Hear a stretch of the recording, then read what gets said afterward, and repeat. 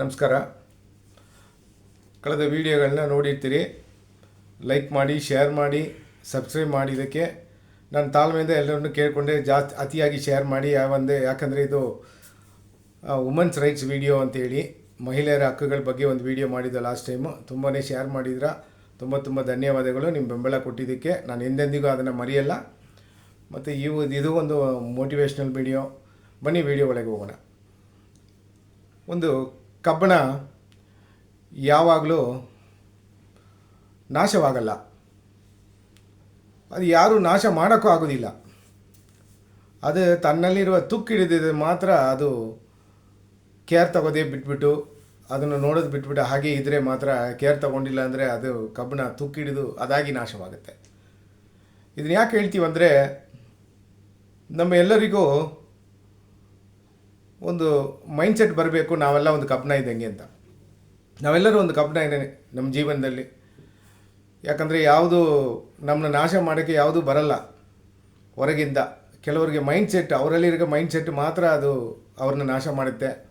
ನಮಗೆ ಕೆಲವು ಜೀವನದಲ್ಲಿ ಗುರಿಗಳಿರ್ತದೆ.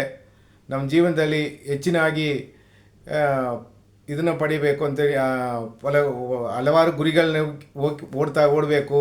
ಆ ಗುರಿಗಳಿಂದ ನಾವು ಒಂದು ಮುಕ್ತಿ ಪಡಿಬೇಕು ಅಂತೇಳಿ ಹೋಗ್ತಾ ಇರ್ತೀವಿ. ಆ ಟೈಮ್ಗಳಲ್ಲಿ ನಮಗೆ ಯಾರು ಬಂದು ಡಿಮೋಟಿವೇಟ್ ಮಾಡಿದ್ರೆ, ನಮ್ಮನ್ನು ಇದು ಮಾಡಿದ್ರೆ ಮಾತ್ರ ನಮಗೆ ಮೈಂಡ್ಸೆಟ್ ಹೋದರೆ ಮಾತ್ರ ನಮಗೆ ಅದನ್ನು ಸೋಲಿಂದ ಸಾಧ್ಯ ಆಗುತ್ತೆ. ಇಲ್ಲಾಂದರೆ ಎಲ್ಲರೂ ಅದನ್ನು ಒಂದು ಗೆಲುವಾಗಿ ನೋಡಿ ಅವರವರ ಹಕ್ಕುಗಳನ್ನ ಅವರವರು ಪಡಿಬೋದು. ಸೊ ಜಸ್ಟಿಸು ಮತ್ತು ಫೇಯ್ತು ಅಂದರೆ ನಿಜಕ್ಕೂ ನ್ಯಾಯಕ್ಕೂ ಯಾವಾಗಲೂ ನೀವು ನಿಮ್ಮ ಮೋಟಿವೇಶನ್ನ ಕೊಡಿರಿ. ಅದು ಮನೆಯಿಂದಲೇ ಸ್ಟಾರ್ಟ್ ಮಾಡಿರಿ. ಮತ್ತು ನಿಮ್ಗೆಲ್ಲ ಒಬ್ಬೊಬ್ರಿಗೆ ಒಂದು ಗುರಿ ಅಂತ ಇರ್ತದೆ. ಆ ಗುರಿಗಳನ್ನ ನೋಡಿ ನೀವು ಅದರ ಹಿಂದುಗಡೆ ಓಡ್ತಾ ಇರ್ತೀರಿ. ಕೆಲವ್ರಿಗೆ ವಯಸ್ಸಾಗಿರ್ತದೆ, ಕೆಲವರು ತುಂಬ ಕಷ್ಟ ಬಿದ್ದಿರ್ತೀರ. ಅದನ್ನು ಪಡೆಯೋಕ್ಕೆ ನೀವು ಅರ್ಧ ದಾರಿಗೆ ಹೋಗಿರ್ತೀರ, ಅದು ಆಗೋದಿಲ್ಲ.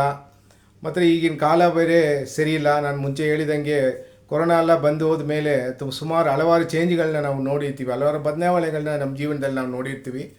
ಸೊ ಅದರಿಂದ ಅದನ್ನು ಪಡೆಯೋಕ್ಕಾಗಲ್ಲ ಅಂದರೆ ನಿಮ್ಮ ಉತ್ತರಾಧಿಕಾರಿಗಳಿಗೆ ಕೊಡಬೇಕು. ಉತ್ತರಾಧಿಕಾರಿ ಅಂದರೆ ನಮ್ಮ ಸಕ್ಸಸರ್, ನಮ್ಮ ಮಕ್ಕಳಿಗೆ ನಾವು ಅದರ ಬಗ್ಗೆ ಒಂದು ಮಾಹಿತಿಯನ್ನು ಕೊಟ್ಟು, ನಾವು ಹಿಂಗೆಲ್ಲ ಕಷ್ಟ ಬಿದ್ದಿದ್ದೀವಿ, ಅರ್ಧ ದಾರಿಗೆ ಬಂದಿದ್ದೀವಿ, ಹಿಂಗೆ ಇದನ್ನು ಮುಂದೆ ಒರೆಸ್ಬೇಕು ಅಂತ ನೀವು ಒಂದು ಸಣ್ಣ ಉದಾಹರಣವಾಗಿ ಅವ್ರಿಗೆ ನಿಂತ್ಕೊಂಡ್ರೆ ಸಾಕು. 100% ಅವರು ಆ ಗುರಿನ ಗೆಲ್ತಾರೆ. ಸೊ ಆ ಗುರಿನ ಗೆಲ್ತಾರೆ. 100% ನೀವು ನಿಮ್ಮ ಬೆಂಬಲನ ನೀವು ಮನೆಯಿಂದಲೇ ಸ್ಟಾರ್ಟ್ ಮಾಡಿ, ನಿಮ್ಮ ಮಕ್ಕಳಿಂದ ಸ್ಟಾರ್ಟ್ ಮಾಡಿ, ನಿಮ್ಮ ಉತ್ತರಾಧಿಕಾರಿಗಳಿಂದ ಸ್ಟಾರ್ಟ್ ಮಾಡಿ. ಮತ್ತು ಈಗಿನ ಕಾಲ ತುಂಬ ಕೆಟ್ಟೋಗಿದೆ ಅಂತ ಹೇಳಿದೆ. ಕೆಲವು ಫೇಕ್ ಲಿಂಕ್ಸ್ಗಳು ಬರ್ತಾಯಿದೆ ಈಗ ಎಲ್ಲರ ಫೋನ್ಗೂ. RBI ಕಡೆಯಿಂದ ಸುಮಾರು ಮೆಸೇಜ್ಗಳು ಬರ್ತದೆ, ಹಲವಾರು ಮೆಸೇಜ್ಗಳು ಬರ್ತದೆ. ಏನಂದರೆ ಮನೆಯಲ್ಲಿ ಇರೋರನ್ನ ಸ್ವಲ್ಪ ಇದು ಮಾಡಿ ಟಾರ್ಗೆಟ್ ಮಾಡಿ ಅವರು ಸುಮಾರು ಜನಕ್ಕೆ, ಹಲವಾರು ಲಕ್ಷಾಂತರ ಜನಕ್ಕೆ ಮೆಸೇಜ್ ಕಳಿಸ್ತಾರೆ. ಮನೆಯಿಂದನೇ ನೀವು ಕೆಲಸ ಮಾಡ್ಬೋದು, ಮನೆಯಿಂದನೇ ನೀವು ನಿಮ್ಮ ಒಂದೊಂದು ದಿವಸಕ್ಕೆ 5,000 ಮತ್ತು 10,000 ನೀವು ಸಂಪಾದನೆ ಮಾಡ್ಬೋದು ಅಂತ ಒಂದು ತಪ್ಪಾದ ಮಾಹಿತಿನ ಕೊಟ್ಟು ಒಂದು ಲಿಂಕ್ ಕೊಟ್ಟಿರ್ತಾರೆ. ಆ ಲಿಂಕ್ನ ಓಪನ್ ಮಾಡಿದ ಕೂಡಲೇ ನಿಮ್ಮ ಬ್ಯಾಂಕಿನ ಖಾತೆಯನ್ನು ಅವ್ರಿಗೆ ಗೊತ್ತಾಗುತ್ತೆ ಅಂತೇಳಿ RBI ಅವರು ಹೇಳ್ತಿದ್ದಾರೆ. ಸೊ ದಯವಿಟ್ಟು ಯಾವುದೇ ಲಿಂಕ್ ಬಂದರೂ ಅದನ್ನು ಓಪನ್ ಮಾಡಬೇಡಿ. ಟ್ರಾಯ್ ಅಂತ ಒಂದು ಆರ್ಗನೈಜೇಷನ್ ಇದೆ, ಅಂದರೆ telecom regulatory authority of India ಅಂತ. ಸೊ ಅವರು ಇದನ್ನೆಲ್ಲ ಕಂಟ್ರೋಲ್ ಮಾಡೋಕ್ಕೆ ಪ್ರಯತ್ನ ಬೀಳ್ತಾ ಇದ್ದಾರೆ ಕೆಲವೊಂದು ವರ್ಷಗಳಿಂದ. ಅದೆಲ್ಲ ಸರಿ ಹೋಗುತ್ತೆ. ಇನ್ನೂ ಹೆಚ್ಚಿನಾಗಿ ಮನೆಯಲ್ಲಿರೋರನ್ನ, ಓಲ್ಡ್ ಏಜ್ ಇರೋರನ್ನ, ಮತ್ತು ಕೆಲಸಕ್ಕೆ ಹೋಗಿ ಮನೆಯಲ್ಲಿ ಯಾರೆಲ್ಲ ಮನೇಲಿ ಇರ್ತಾರೋ ಅವ್ರಿಗೆ ಕೆಲಸ ಮಾಡಿ ಅಭ್ಯಾಸ ಇರುತ್ತೆ, ಅವರೆಲ್ಲ ಡಿಮೋಟಿವೇಟ್ ಮಾಡ್ತಾರೆ. ಮನೆಯಿಂದ ವರ್ಕ್ ಮಾಡ್ಬೋದು, ನೀವು ದೊಡ್ಡ ಸಂಪಾದನೆ ಪಡೋ, ಒಂದು ದಿವಸಕ್ಕೆ 10,000 5,000 ನೀವು ಪಡಿಬೋದು ಅಂತೇಳಿ. ಅದು ತುಂಬ ಫೇಕಾದ ಲಿಂಕ್ಸ್ಗಳು ಬರ್ತದೆ. ಹೆಚ್ಚಿನವಾಗಿ ಲಿಂಕ್ಗಳನ್ನ ನೀವು ಅದನ್ನು ಒತ್ತಿ ದಯವಿಟ್ಟು ನೋಡೋಕ್ಕೆ ಹೋಗಬೇಡಿ.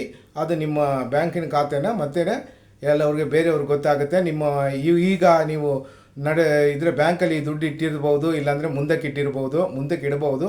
ಹಂಗಾರು ಸರಿ. ಅದು ಏನಾಗುತ್ತೆ, ನಾಳೆ ಇವತ್ತು ಅವರಿಗೆ ಹೋಗಿ ಬದಲಾವಣೆ ಆಗಿದ್ರು ನಿಮ್ಮ ಮಾಹಿತಿಗಳನ್ನ ಅವ್ರ ತಿಳುವಳಿಕೆಗೆ ಸಂದರ್ಭ ಆಗುತ್ತೆ.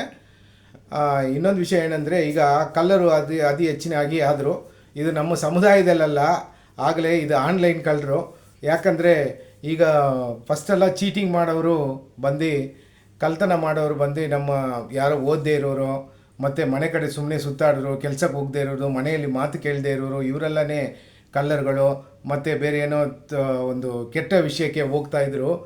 ಹಾಗೆ ಈಗಿನ ಕಾಲದಲ್ಲಿ ಅದೆಲ್ಲ, ಯಾಕಂದರೆ ಕಳ್ಳರು ಬಂದು ಎಲ್ಲ ಚೆನ್ನಾಗಿ ಓದಿರೋರು, ಒಳ್ಳೆ ಗ್ರ್ಯಾಜುಯೇಟ್ ಆಗಿರೋರೇ ಮಾಡ್ತಾರೆ. ಅಂದರೆ ಕ್ರೆಡಿಟ್ ಕಾರ್ಡಲ್ಲಿ, ಸೈಬರ್ ಕ್ರೈಮಲ್ಲಿ ನೋಡಿದ್ರೆ ಅವ್ರ ಲಿಸ್ಟ್ ದೊಡ್ಡದಾಗಿರ್ತದೆ. ಬ್ಯಾಂಕ್ ಮಾಹಿತಿಗಳನ್ನ ಕೇಳ್ಬೋದು.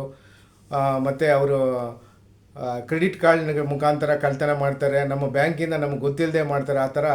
ಯಾಕಂದರೆ ಇದು ತಂತ್ರಜ್ಞಾನ ಜಗತ್ತು.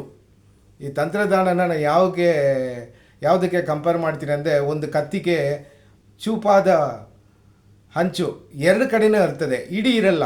ಸೊ ಅದರಲ್ಲಿ ನಾವು ಕೆಲಸ ಮಾಡಿದ್ರೆ ಅದರಲ್ಲಿ ಯಾವ ಥರ ನಾವು ಒಳ್ಳೆಯದನ್ನ ಪಡಿಬೋದು, ಅದು ಎಷ್ಟು ಒಳ್ಳೆಯದನ್ನ ಪಡಿಬೋದು ಎಲ್ಲ. ಯಾಕೆ ಅಂದರೆ ಈ ತಂತ್ರಜ್ಞಾನ ಅನ್ನೋದು ಅದು ತಿರುಗಿ ಟೆಕ್ನಾಲಜಿ ಎಷ್ಟು ಮುಂದೆ ಹೊರಿತದೋ ಅದು ತಿರುಗಿ ನಮಗೆ ಬರುತ್ತೆ.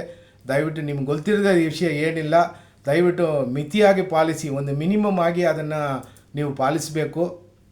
ಅತಿ ಹೆಚ್ಚಿನಾಗಿ ಟೆಕ್ನಾಲಜಿ ಒಳಗೆ ಹೋಗಬೇಡಿ. ಯಾಕಂದರೆ ಇವೆಲ್ಲ ನಮಗೆ ಕೆಟ್ಟದಾಗಿ ಬರುತ್ತೆ. ಎಲ್ಲ ಇಂಡಿಯನ್ ಇದರಲ್ಲೇ ಟಾರ್ಗೆಟ್ ಮಾಡ್ತಾರೆ. ನಮ್ಮ ಕರ್ನಾಟಕಕ್ಕೆ ಜಾಸ್ತಿ ಹೆಚ್ಚಿನ ಈ ಥರ ಮೆಸೇಜ್ಗಳು ಹೋಗುತ್ತೆ. ಅದು ಟ್ರಾಯ್ ಅವರು ಸರಿ ಮಾಡ್ತಾರೆ.